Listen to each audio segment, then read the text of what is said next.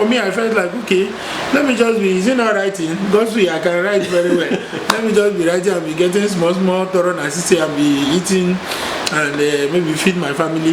But for somebody like the local government chairman to now say, look, I'm proud of what you're doing, I'm proud of you and all of that, I feel fulfilled.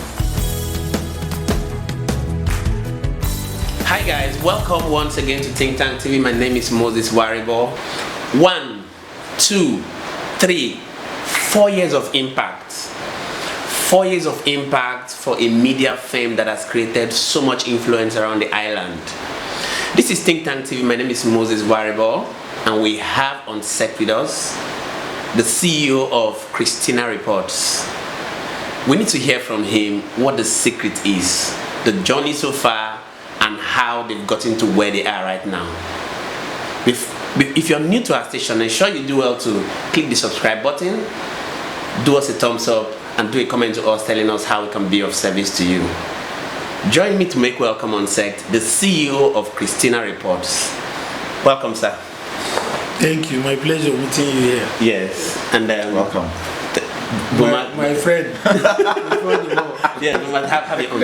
Okay, so we'd like to know how far he has gone and what his secrets are, what the strategies they've used to get them flying at this extent. Let's hear from him, and so we can also do well to learn in our own personal businesses. Sir, we want to know from you. Let's know about the early days of Kristina Reports. Let's know how you came about Kristina Reports, and perhaps maybe just a few minutes elevator pitch about your firm. Okay, the story of Kristina Reports is very simple. You know, like when we met with the chairman of Bonny local government to brief her about our anniversary event, we said the story of Kristina Reports can just be condensed into one statement: dreams, no matter how small, come true. Kristina Reports was just like a dream 4 years ago, but thank God for what it has become today. It was just an idea that came, and then with a Techno Y2 phone, which is the smallest smartphone on the Techno brand. Yeah. You know, and the funny thing that it was even faulty.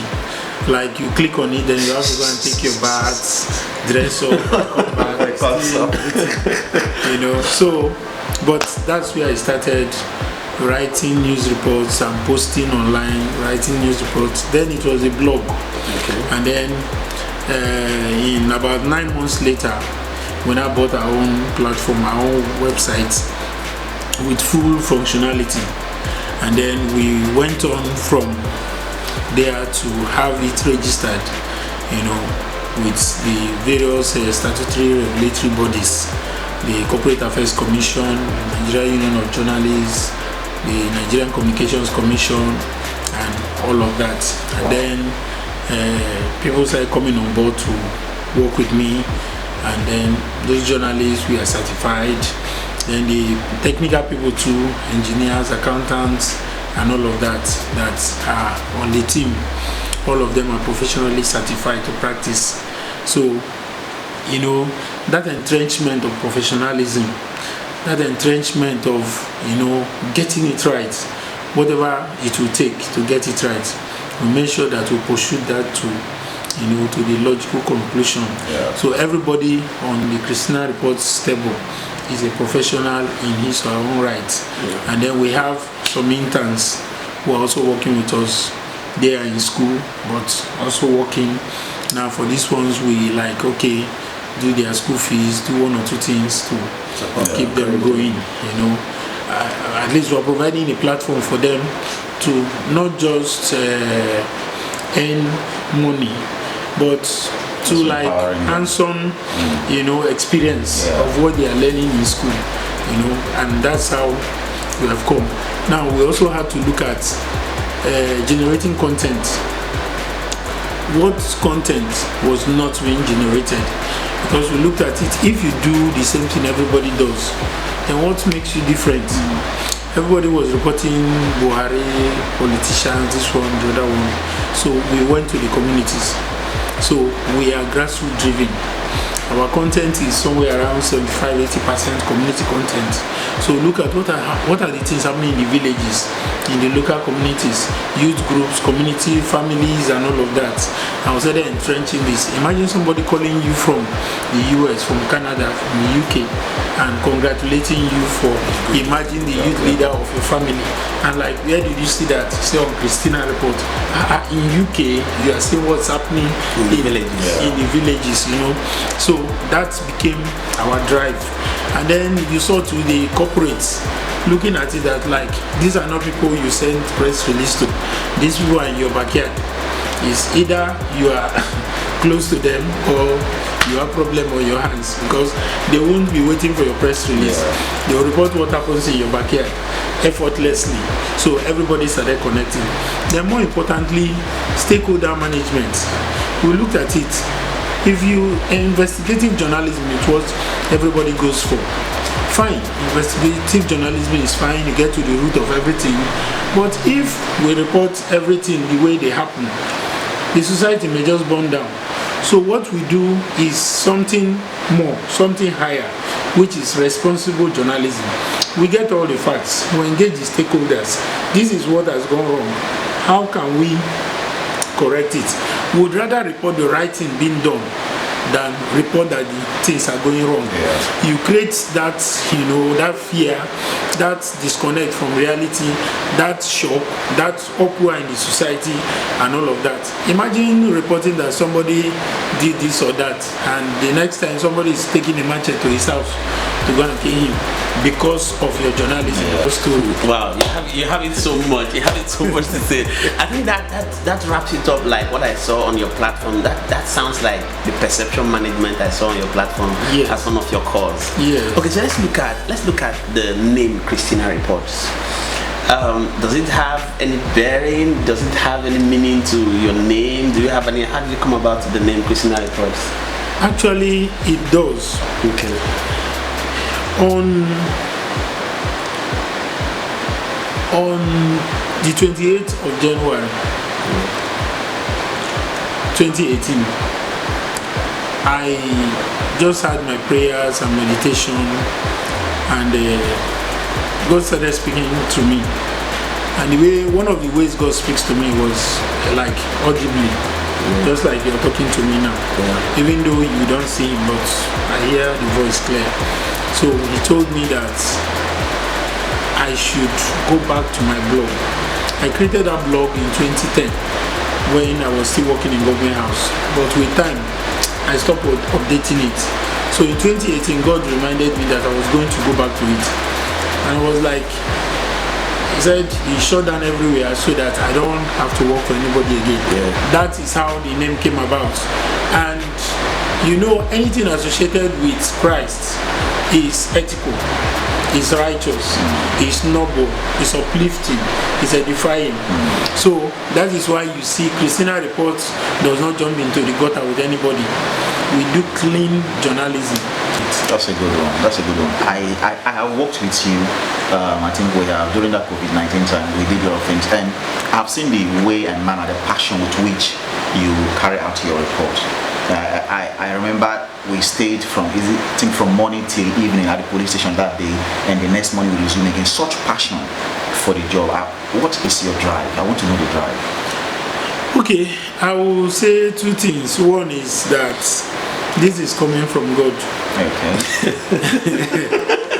God prepared me for this. Okay. You know, when I look back over the years, from the time I gave my life to Christ, and then my exposure to different Christian programs, I was very active in school fellowship, Scripture Union, Deeper Life, School Fellowship, Deeper Life Campus Fellowship, and all of that.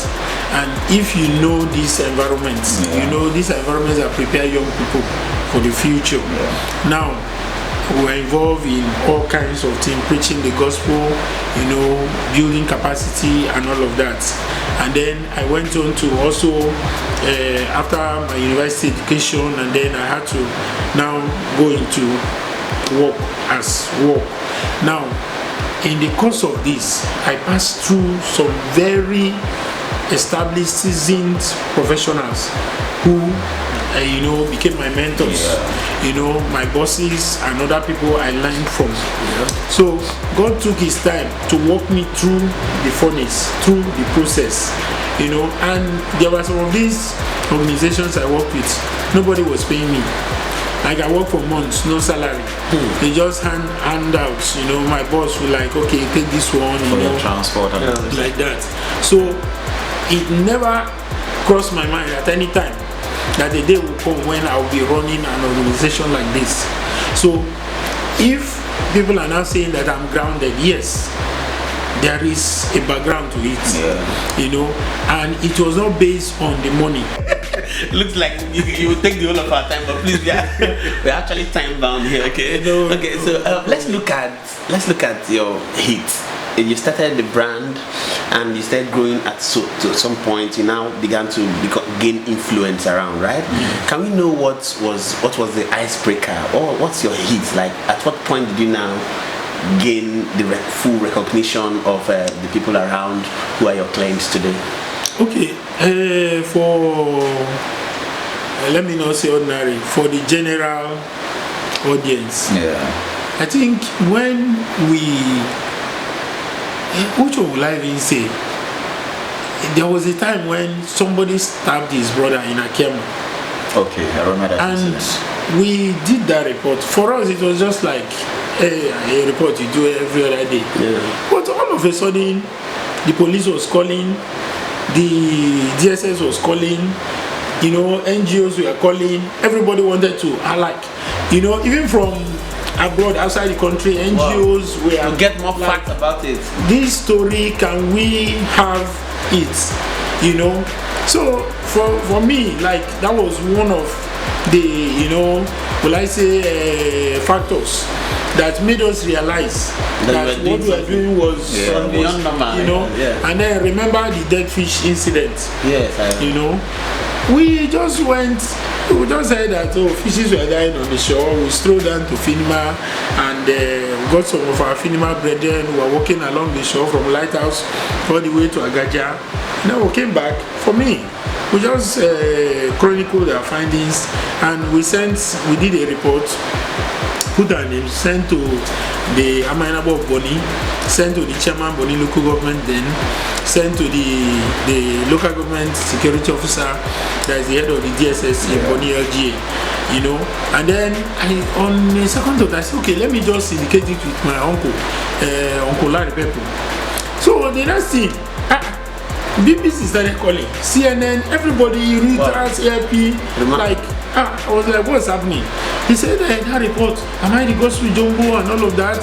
Before you know it, NGOs were calling from the UK, from the US, from like everywhere. So I now started like checking, where did it happen? Somebody said it was put on that my uncle Larry Pepe put that report on the TCA platform, that is the Boni Kingdom Title Citizen Assembly, their WhatsApp platform. So from there, everybody started sharing it. That one was even like we didn't plan it. It just happened, and we just decided to engage our readers. The ghost story, which happened just recently. You saw the massive reaction to it, and we're like, where were these people when we are reporting what the good things the government did, the good things the traditional institution did, the good things the various heroes did? Where were these people? Now we have reported, oh, there is a ghost, and we want to confirm if there is a ghost. Okay, so I'm proud of you was the words of the local government chairman during your courtesy visit to her. Yes. How did you feel about that reaction coming from the leadership of the local government? As much as I think it's too early for me to feel fulfilled, but I think I feel fulfilled.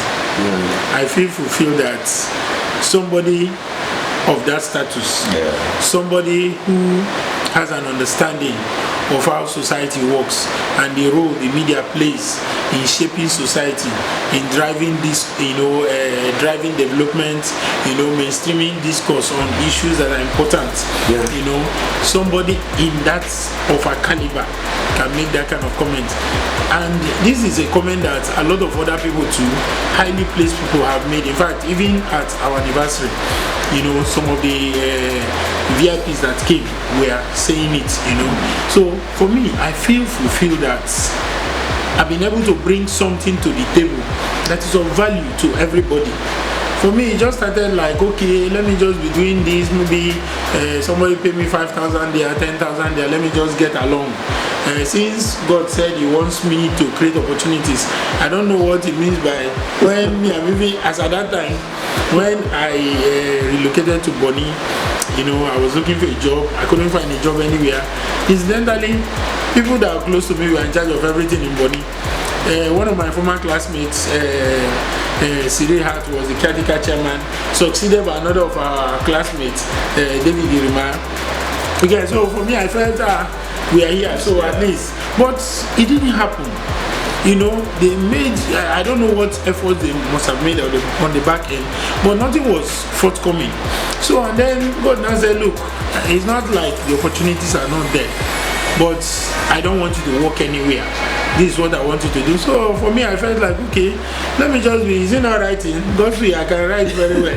Let me just be writing and be getting small thorough assistance and be eating and maybe feed my family. But for somebody like the local government chairman to now say, look, I'm proud of what you're doing, I'm proud of you and all of that, I feel fulfilled. That would have ultimately skyrocketed your price, right? Can we know what can we know what your current charge is? Our pricing system is consolidated. Okay. Our pricing system is consolidated. We have not changed it from the time we started to now, and then they also remain negotiable. Okay. Now there is a 50% rebate on all our rates for any content that is Bonny. Okay. For news, we charge 57,500 and that one is just flat. But if it is not Bonny, then we do 75,000 or 85,000, depending on what the person wants us to run as news. Then for political news, it's 125,000 naira, and all of these are exclusive of task. Value-added tax. Yeah, then we have the one for coverage, one for interviews and all of that. But they are all consolidated and they are all negotiable. The same thing for the multinationals. The multinationals should not be paying 100. Let me not mention what you charge for the multinationals. Okay. Before we go, I want to know, what does the future hold for Kristina Reports? Okay. For the future, we actually wanted to launch our 5-year strategic plan at this event. That should be next year. No, at this our anniversary event. Okay. We wanted to launch it, but when the management sat down and looked at the issue again, we felt okay, maybe we should hold on and do that at our 5th anniversary. Okay. That we'll do 5 years, then we'll look at the next 5 years. But to put it simply, we are looking at doing more of visuals. People want to see. We are increasingly having a reduced population of people who read. We're having a population now of people who want to see. So we are looking at doing more visuals. Secondly, we want to deepen stakeholder engagement. We want to reach out to everybody. People who are feeling alienated by our reports. We want to connect with them. What is it you are interested in? What is your story that we can tell there? The stories we have been telling, is there a way we can tell it better? We want to do that connect, and then we want to also look at how we can work with the institutions, the gatekeepers of the society, the stakeholders, to build entrenched value. So on a closing note, we'd like to wrap up with this. We have Think Tank TV is more, we appreciate intellectualism, we appreciate bringing content that would do well to enhance the mental capacity of our viewers. So we'd like to ask some live questions at the close of our interviews. Okay. We have so many reasons why people fail in life. you would obviously be seen as a person who has succeeded in your own field, in your own degree. Can you highlight what you think the major challenge is, why majority of people fail, and perhaps you wrap it up with an advice for our young people who are at the verge of coming to success? For that one, I think I will be very quick. Because I've been involved in raising young people over time. In Bonny here, I think if not 70%, maybe I can say I have taught as a teacher in about 60% of the schools in Bonny. I've taught in Finima Girls, in Bonny National, in private schools, government schools. I've done extramural classes. I've organized and joined to organize seminars and all of that. Now, basically, people fail when they do not understand that the future is inevitable. There is a tomorrow. Whether you prepare for it or whether you don't, it will come. So the first thing is people fail to take into account that the future is inevitable. Secondly, people refuse to be intentional about preparing themselves, building their capacity. And then 3, when you do not take note of the warning signals, because you get to a point in life where life begins to warn you, you are not preparing for me. You're not preparing for me. What do you do then? You're not doing the right thing. You know, you couldn't go to school when you should go. Life is saying that beyond this point, you will need the schooling. You don't want to do adult education. There's even GC. You will not want to write. You know, I had a situation where when it got to when we were to write WAEC, I didn't have the money to register for WAEC. My mom was poor. My dad was nowhere to be found and all of that, so I couldn't write my WAEC. When the money became available, I had to do GC, and then I read at home afresh.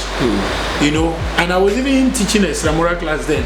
So what my students didn't understand is that while I was teaching them, I was also refreshing my memory.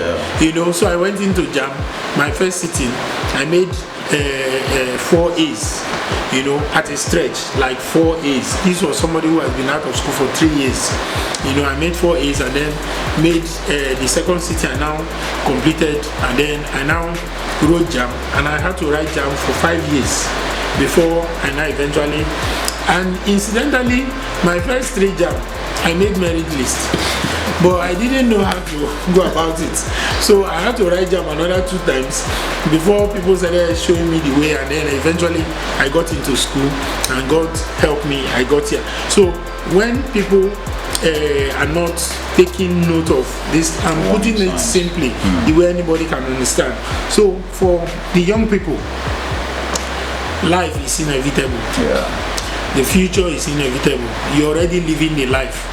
The future will come. You cannot stop tomorrow. It must come. As long as you are alive, you have to prepare for it. Like I told you, before I even, in fact, something happened when I got to the university. From year 1, I was doing tutorials. So now when it got to convocation of that year, only for the people that were attending the tutorials was like, are you not convocating? I said, no, I'm not. You know, and they were on gown and I was not. And they said like, I said I'm in year 1.